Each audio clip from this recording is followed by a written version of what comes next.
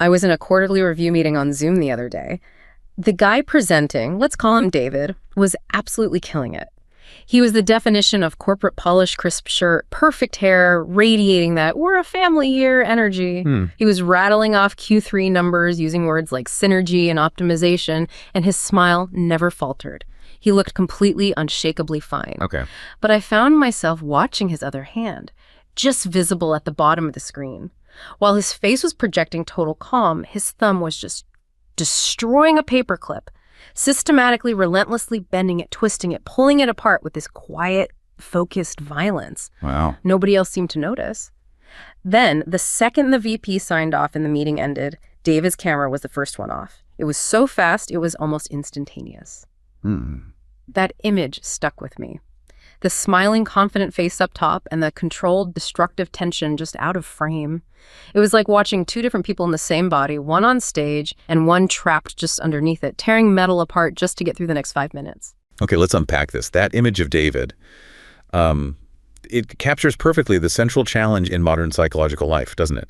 The cost of maintaining what Carl Jung called the persona, the public costume or the mask we wear, while systematically suppressing the shadow, the authentic, messy, emotional reality underneath. That paperclip destroying hand, that's the shadow leaking out. That dichotomy, the confident, smiling facade versus the hidden hand tearing up the metal, it feels incredibly relevant right now. We all put on a version of that mask sometimes, don't we? We absolutely do.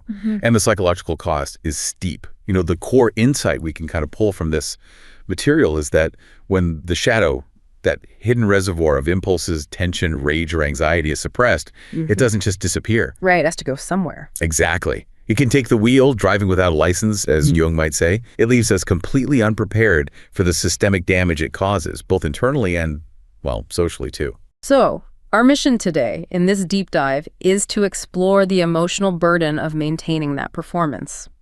We need to define the specific psychological concept behind David's tension, this idea of expressive suppression, and then maybe explore how entire cultures and corporate environments actually sort of institutionalize this performance, make it the norm. Absolutely. And we will use the deep dive into French cultural norms as a really powerful example of that kind of systemic inhibition. But maybe most crucially, we're going to look at some surprising, really cutting-edge psychological research. Stuff that suggests the negative consequences of suppression aren't inevitable. They seem to hinge entirely on a factor few people consider. Basically, what you believe you're doing when you decide to keep that straight face. That's fascinating. So it's about the mindset behind the suppression. Precisely. And finally, we will examine how this entire battle between the public performance and the authentic self is playing out on the newest stage we inhabit every day, social media. Right, the digital persona. Okay, let's get into it. Let's start with the specific behavior David exhibited, smiling on camera but silently destroying that paperclip. Psychologically, what exactly is this behavior we've been calling expressive suppression? Well, formally, expressive suppression is defined as an emotion regulation strategy. It's when a person actively inhibits emotion-expressive behavior. Meaning they're consciously working to keep feelings, maybe anxiety, panic, or distress, from showing outwardly. Think of it as a conscious effort to keep a straight face when you desperately want to roll your eyes, or, to project confidence when your internal alarm bells are just deafening. Got it. And for a long time, particularly in Western psychological literature, that kind of suppression has been painted as almost unilaterally detrimental, really harmful. Why has it historically earned such a bad reputation? Yeah, it's largely due to studies focused on European American samples. In those cultures, the default value is often rooted in an independent self-control.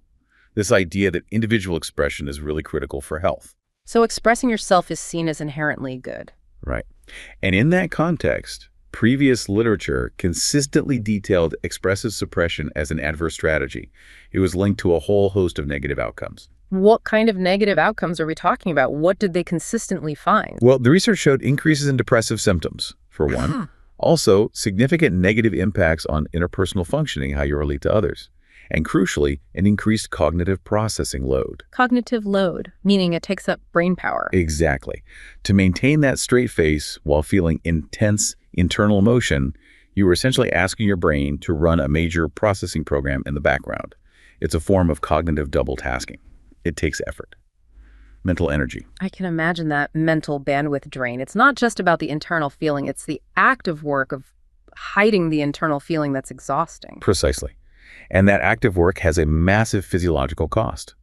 When David's company demanded that performance and he initiated that suppression, his body did not sign the pact of silence. Research focusing on the physiological side explains that when we become stressed, the body initiates the fight or flight response, right? But by actively suppressing the emotion, we are essentially battling that inherent survival response. We're telling our body, danger, and stay calm at the exact same time. So we're forcing our nervous system to run full throttle while simultaneously commanding it to look calm. That sounds bad. It creates a detrimental physiological event. Studies have monitored the physical outcomes, noting things like increases in perspiration, elevated heart rate, distinct changes in brain activity linked to that high cognitive load. So that explains things like stress headaches or stomach issues. It's very likely connected. This is why many people experience the physical manifestations of suppressed stress. Chronic headaches, insomnia, skin reactions, or what's often called, the stomach speaking louder than the mouth. The body is telling the truth even when the face is lying. Okay, that physiological battle moves us really seamlessly into the sociological framework you mentioned earlier. David's incident, hiding the emotional reality, it fits perfectly into that model of the persona and the shadow. It's Jungian theory meeting social anxiety theory, in a way. The persona is that public costume, the role we play, the successful corporate presenter in David's case.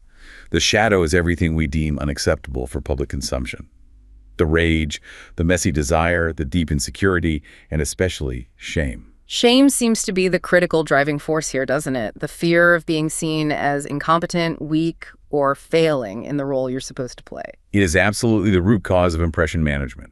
Sociological theory, particularly through Cooley's looking glass self, suggests that all social interaction is kind of a constant loop of imagining the judgment of others. We're always wondering what other people think. Constantly. Every interaction signals either pride, which means a secure bond, feeling connected, or shame, which signals a threatened bond, a disconnect.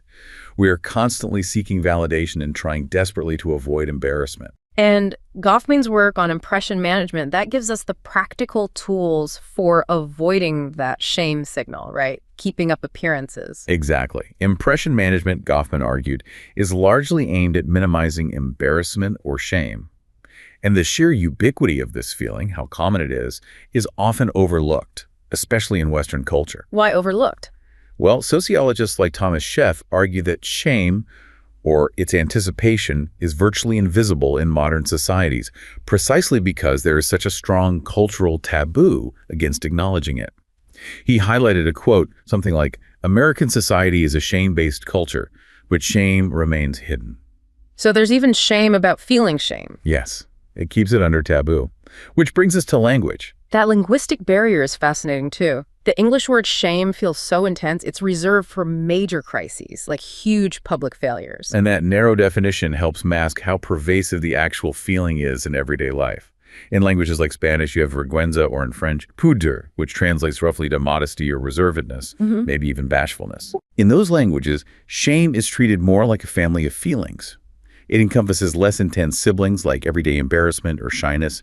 It's not just about massive disgrace. That makes sense. It's a broader spectrum. Right. And this linguistic difference underscores that for many cultures, the anticipation of social disconnect, that slight embarrassment, isn't some catastrophic event. It's a fundamental, taken-for-granted aspect of daily life that requires constant management. This constant pressure to manage the disconnect, to avoid even minor shame, is what drives the systemic need for the persona. That transition from individual anxiety, that personal feeling of shame, to systemic expectation is really key here. If the body is fighting the emotion and we are fighting the shame, what happens when an entire culture sort of demands silence or restraint? Let's examine how places like France provide a powerful, high-resolution example of this kind of systemic inhibition. Yeah, the French context is it's a perfect case study of how cultural norms can reinforce emotional restraint and vulnerability avoidance to the point where they are basically institutionalized, baked into the system. How so? Well, the cultural default often dictates keeping strong positive feelings, like intense pride or extreme enthusiasm, kind of guarded, close to the chest.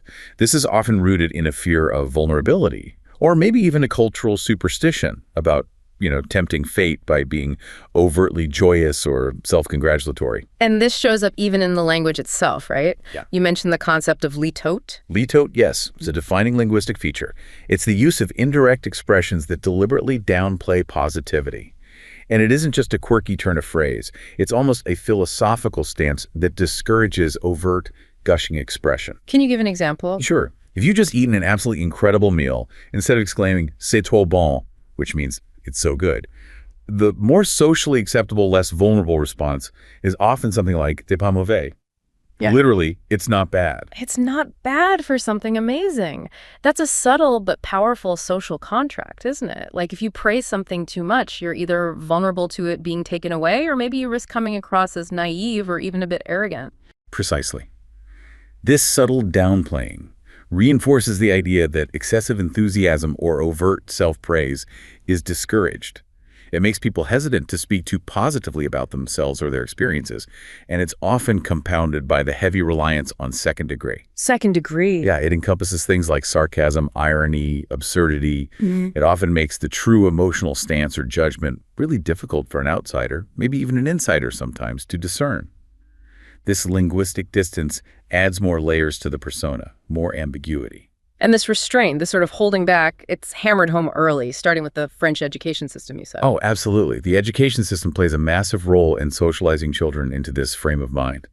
It focuses intensely on strengthening the mind, on rigorous intellectual development, and academic success is often treated as an expected norm, not something extraordinary. It's not really about nurturing individual expression in the same way. Not primarily. It's more about achieving an expected level of excellence. Success is measured by passing exams, and passing is simply the baseline. It's what's expected. You mentioned the idea that achieving a perfect score, like 20/20 on an essay, is often perceived as impossible. How does that fit in? Well, that concept reinforces the expectation, not the celebration, of excellence. If even perfection is impossible or just meets the standard, then simply being good or competent is definitely not something to shout about. Ah, I see. The system conditions students, and later adults, to believe that being competent or good is merely a requirement, not an achievement to be overtly praised or discussed. This institutionalized lack of overt recognition contributes directly to the reluctance of adults to showcase genuine vulnerability or admit struggle in professional settings later on. Because they've been trained to hide any signal that they are less than the expected baseline. Exactly. Which leads us seamlessly into the corporate world, where that training manifests as the fierce persona phenomenon. We see this so clearly in the story you mentioned about the high performer in the La Défense district of Paris. Right, the big business district. Exactly. The corporate environments there, and in similar hubs, are high-pressure zones built upon the mask of supreme, tireless competence. The anecdote about the high performer who masked his struggles is incredibly telling and sadly not unique. This individual was delivering exceptional results, consistently maintaining the image of absolute control. Yet underneath, he was severely burnt out. He kept the corporate persona completely intact until the body just gave out. Precisely. Admitting struggle, saying you're overwhelmed, asking for help, it's often culturally interpreted as being fundamentally unfit for the job. The shame of perceived weakness is just too high a cost to bear. So what happened to him? The high performer masked his severe burnout until he literally collapsed at work. He had to be signed off for 6 months with clinical depression. And the company. They were genuinely shocked when the mask finally shattered. Which proves? It proves they had been valuing the performance of control, the persona, much more than the authentic psychological reality of their employee. They mistook the mask for the person. That's a devastating illustration of corporate culture actively prioritizing surface-level presentation, sometimes at the direct expense of human psychological well-being. And this systemic suppression, it must have enormous public health consequences. The story of Antoine, the paramedic, drives that home. Antoine's situation, it highlights the failure at multiple levels. Yeah. It moves beyond just cultural expectation into actual institutional failure. And we know the scope of the mental health crisis in the region is significant. What does the numbers say? Well, WHO Europe estimates approximately 150 million people live with a mental disorder in Europe. And critically, only about 1 in 3 receives the care they desperately need. It's a huge gap. And recent data confirms this pain is widespread, right? It's not just a few isolated cases. No, not at all. A 2023 Eurobarometer survey found that 46% of Europeans, nearly half, reported experiencing an emotional or psychosocial problem, like anxiety or depression, over the past 12 months. Almost half the population. Yes. Yet, despite this collective visible pain, the stigma barrier remains fiercely high, particularly in contexts like emergency services, where Antoine worked. So Antoine, dealing with repeated trauma and nightmares from his job, runs headfirst into the societal belief that seeking help is a kind of liability. Absolutely. For a man in a demanding, often hypermasculine, life-saving profession like a paramedic, seeking psychological support is culturally perceived as a weakness, a potential liability that could affect his fitness for duty, his colleagues' trust, his career. So the cultural imperative is silence and self-reliance. Just tough it out. Pretty much. And when Antoine finally did overcome that cultural stigma, when he tried to access help through the public system, well, that's where the systemic failure hit. What happened? He was met with a 5-month wait list for a subsidized psychologist. 5 months while dealing with trauma. Wow. So he was trapped. Completely trapped. You have the cultural stigma demanding silence, and then you have systemic failure blocking access even when you try to break that silence. Vulnerability is indeed treated as a liability, both culturally and sometimes structurally. And the crisis escalates because the system just isn't built to support the unmasking of the authentic self when it's most needed. Okay, so we've established that expressive suppression is rampant, it's culturally reinforced in places like France, and it's often physiologically damaging. The big question then becomes, if this behavior is so embedded in corporate life, in certain cultures, are we simply doomed to the negative consequences? This next section of the material suggests a truly fascinating escape hatch. Apparently, the consequences of suppression aren't inevitable. They depend entirely on what we believe about the act itself. This is perhaps the most profound psychological finding in the source material we looked at. It suggests that our mindset can fundamentally rewire the physiological and emotional response to the stress of suppression. But first, we have to appreciate the default context we discussed earlier, which is that European Americans, generally driven by that independent self-construal, typically hold a strong default belief that expressive suppression is harmful. It goes against the cultural grain of self-expression. And the research specifically quantified this default belief, didn't it? They put a number on it. They did, yeah. Yeah. In control conditions, participants rated their perceived value of emotion control on a 1 to 9 scale. European Americans consistently placed it low, averaging around 3.73 out of 9. They strongly believed the practice was generally harmful. This baseline belief is crucial because it dictates the body's starting response when asked to suppress. Okay, so that's the baseline. Then researchers designed an experiment to see if they could actually manipulate that fundamental cultural belief through a pretty simple intervention. How did they pull that off? It was surprisingly straightforward, actually. They took European American participants and successfully manipulated their beliefs just by having them read scientifically framed articles. Articles arguing different things. Exactly. One group read articles arguing that suppression was harmful, reinforcing the default belief. Another group read articles arguing it was beneficial, maybe framing it as aiding focus, professionalism, or social harmony. And a third group was the control, reading neutral articles. And did it work? Did reading an article change their belief? It did. The manipulation was successful. The group that read the beneficial articles reported a significantly higher perceived value for emotion control afterwards. Their average score jumped to about 5.13, effectively reversing their default cultural belief, at least temporarily. Okay, so they shifted the belief on paper. But the real test is whether this cognitive shift then changed the participants' actual experience during a stressful task, right? Yeah. How did they measure that shift in experience? They used the psychological concepts of challenge versus threat appraisal. It's about how you frame a stressful situation in your mind. Participants were asked to reflect on a recent socially anxious event, something that would naturally trigger the desire or need to suppress emotions, just like David facing that potentially hostile Zoom meeting. Then they were instructed to actively suppress their emotions while reflecting on that event. Got it. So challenge versus threat appraisal. What exactly is the physiological and cognitive difference between those two appraisals? How did they feel different? Okay, so a threat appraisal is when your body and mind see a situation as requiring resources beyond what you possess. It feels overwhelming. It leads to that unsustainable cognitive and physical drain we talked about earlier, high anxiety, the detrimental physiological response.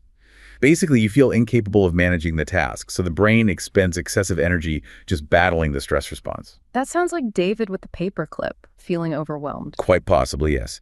Now, a challenge appraisal is different. It's the perception that while the task is difficult, you believe you have sufficient or controllable resources to manage it. So it's hard, but doable. It's exactly. It's an interpretation of the task as difficult, but manageable. And here's the key finding. The researchers found that those participants who were induced to believe that expressive suppression was beneficial showed a physiological and psychological challenge response when performing the suppression task. Why? Because they now view themselves as more capable of engaging in it. Their brain interpreted the act of suppression not as a battle against their nature, but as a deliberate, potentially useful tool for professionalism or focus, just like the article suggested. Wow. So this is the crux of it then. The simple belief that this act of holding back is actually good for me right now, or useful, or necessary, that belief reframes the entire physiological and emotional experience. Absolutely. Yeah. And the measurable outcome was profound. This change in appraisal directly impacted their subjective negative experience. Participants who demonstrated a challenge response because they believed suppression was beneficial, reported experiencing significantly fewer negative emotions. Specifically, less anticipatory anxiety before and during the task compared to the control group, and especially the group told it was harmful. They actually felt less anxious. Demonstrably less. The beneficial group reported a substantially lower subjective negative experience score, around 4.07 on their scale, compared to the harmful group, which was up at 4.88. That's a significant difference in how bad they felt, just based on the belief they were given.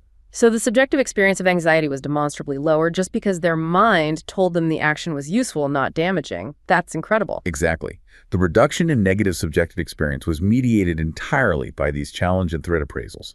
Feeling more capable of suppressing made them feel less negative about doing it. The implication here is huge, isn't it? It's massive. It suggests that the negative outcomes typically associated with suppression in many Western studies are not inherent to the act of suppression itself. Instead, they might be largely due to the culturally ingrained belief that the act is harmful or unnatural.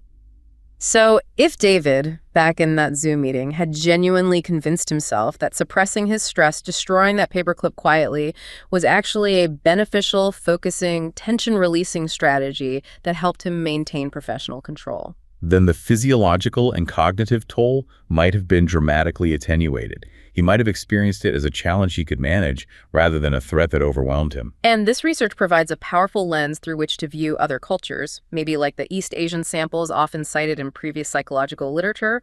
They sometimes showed different results with suppression. It explains the cultural moderation effect perfectly. East Asian samples, which often culturally prioritize interdependence and may value emotional control as a beneficial strategy for maintaining social harmony, frequently show an attenuation or even an absence of the typical negative outcomes associated with expressive suppression that we see in Western individualistic samples. Why? Because they are likely walking into the same suppression tasks with a built-in culturally reinforced challenge appraisal. They view emotional control not as a personal failure or suppression of the true self, but as a sign of competence, maturity, and respect for social context. The belief is different, so the outcome is different. Okay, that fascinating research on belief and context brings us squarely into the modern performance space, social media. If the cost of the corporate mask is determined, at least partly by our beliefs about wearing it, what about the digital mask we curate every day? We spend countless hours crafting a fake self online sometimes. Does this digital persona carry the same hidden costs as David's corporate one? It really is the 21st century equivalent of Goffman's impression management, isn't it? And yes, longitudinal research on young adults confirms that the digital mask can carry a very high cost. But interestingly, the digital true self can offer surprisingly potent benefits. So we need to distinguish between the two, the act of curating an image versus feeling authentic online. Exactly. We need to separate the effort of presentation from the feeling of authenticity. Let's start with the detrimental effects then. We know young people are spending an immense amount of time online crafting these images. The immersion is almost total for many. Data shows that 96% of 15-year-olds in Europe use social networks on a typical day, and a staggering 37%, more than a third, spend over 3 hours a day on them. 3 hours, just on social networks. Yeah, and this huge investment of time and energy into self-presentation, that's where the problem can lie. Research on early adolescence shows a clear negative association between a higher focus on self-presentation, the careful curation of the perfect life, the perfect image, and their overall mental well-being. Why is that focus so damaging? Well, the effort itself is draining. It sets the user up for constant comparison with others' curated lives, leading to social anxiety, feelings of inadequacy. It's hard work maintaining a facade, online or off. Was that negative effect consistent across genders in the research? That's an interesting point. The negative association between focusing heavily on self-presentation and poorer mental health was found to be more pronounced or stronger for girls compared to boys in some studies. Any idea why? The pressures might be different, or the way comparison works could vary, but it suggests the constant, rigorous effort required to maintain that highly polished, often inauthentic image online seems to extract a higher psychological toll on young women, perhaps. Okay, so the inauthentic effort of presentation is the draining activity. It sort of mimics the cognitive load David experienced trying to maintain his corporate persona. What happens then when the online self feels genuine, when people feel they are being authentic online? Well, the shift is powerful. Longitudinal studies tracking young adults over time showed a clear protective effect.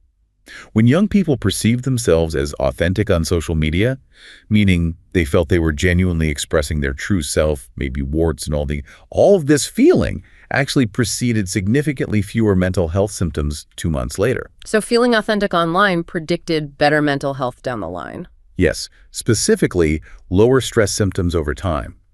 It seems the simple act of perceived authenticity online can sort of alleviate the machine of comparison and performance anxiety. It takes the pressure off.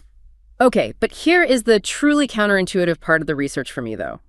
For heavy users, does that online authenticity still matter if they feel totally authentic in their physical, offline lives? Or is it just a reflection? This is where it gets really fascinating. This is the critical finding. Yeah. The researchers observed what they called a decoupling of the self. Perceived authenticity on social media remained a significant predictor of later mental health symptoms, particularly stress, independently of perceived authenticity offline. Wait, let me make sure I understand that. If I'm a heavy social media user, feeling authentic online can help my mental health, specifically reduce stress, even if I feel less authentic in my day-to-day physical life. That's what the data suggests. It implies that for heavy users, social media is no longer just a mirror reflecting their physical life. It has become a focal context in its own right. A primary psychological stage, almost. Exactly. A focal context for the positive benefits of authenticity. Potentially, for some, it might even be a more accessible or potent psychological space for feeling real than their immediate physical environment allows. For many young people, that carefully curated digital space is where they're spending a huge chunk of their meaningful social time, making the authenticity they project and feel there fundamentally critical to their sense of self-worth and well-being. Now, you would naturally expect, wouldn't you, that the benefits of online self-expression, being individualistic, speaking your mind, would be strongest for people who already view themselves as highly individualistic, people who value independence. That would be the logical assumption, yes. But the research shows something called an interdependence paradox. What's that about? Yes, the paradox is fascinating and goes against that expectation. The study found that the mental health benefits of online authenticity, the way it mitigated negative symptoms like stress, were actually strongest for those participants who viewed themselves as more interdependent. Interdependent, meaning people who value connection and relationships more. Precisely. These are people who see themselves as highly connected to and reliant upon others, and whose sense of self is perhaps more defined by their relationships in group harmony than by their strict individuality. Okay, so why would someone who values connection over pure individuality benefit most from individual self-expression online? That seems backwards. Well, the hypothesis is this. Individualistic people probably already find plenty of outlets for expressing their true selves in their daily lives. So social media might not add a massive additional benefit for them in that specific regard. However, interdependent people who are often culturally or personally driven to maintain harmony, fit in, and maybe suppress certain individual feelings to preserve group cohesion.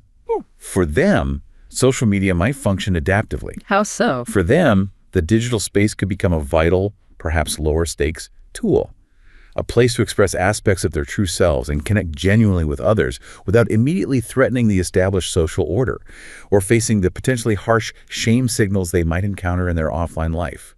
They might be using the platform for authentic connection and careful self-disclosure, not just narcissistic self-aggrandizement. It gives them an outlet they might not feel they have otherwise. So wrapping this all up, this deep dive has shown us that the crushing cost of expressive suppression, that tension that drove David to destroy that paperclip, it isn't some universal, immutable law of psychology. It's not set in stone. No, it seems much more flexible than that. It appears to be profoundly moderated by our beliefs, and also by the cultural and corporate context we find ourselves in. We've seen how cultural norms can institutionalize the persona, how they can bake in that need for a mask, sometimes leading to systemic shame and even failures in mental health support. But we also found that simple cognitive reframing, that shift in belief, seeing suppression as a potentially beneficial tool rather than an inherent threat, can fundamentally alter the negative consequences. Yes, it can mediate the subjective emotional experience, how bad it feels, and maybe even conserve vital cognitive resources. This gives us choice.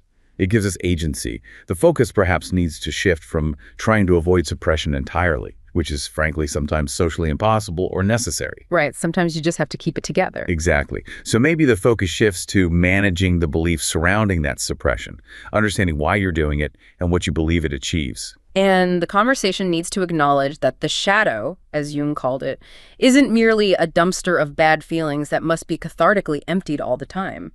That raw energy, the aggression, the jealousy, the rage we might feel, is the very energy we've locked behind the mask. The shadow isn't necessarily a problem to be solved, but maybe a reserve of untapped energy that has simply been, let's say, uneducated or unintegrated. When we suppress aspects of our authentic self, we might also be suppressing potential strength. How do you mean? Well, that feeling of aggressiveness might actually be courage, knocking at the door, trying to get your attention, maybe demanding better boundaries. Jealousy is often just misnamed desire. It can be like a map pointing toward what you truly lack or need in your life. And shame. And deep shame, beneath the surface, is often fundamentally a need for true love, genuine acceptance, and robust connection, not just the temporary validation that comes from maintaining a perfect persona.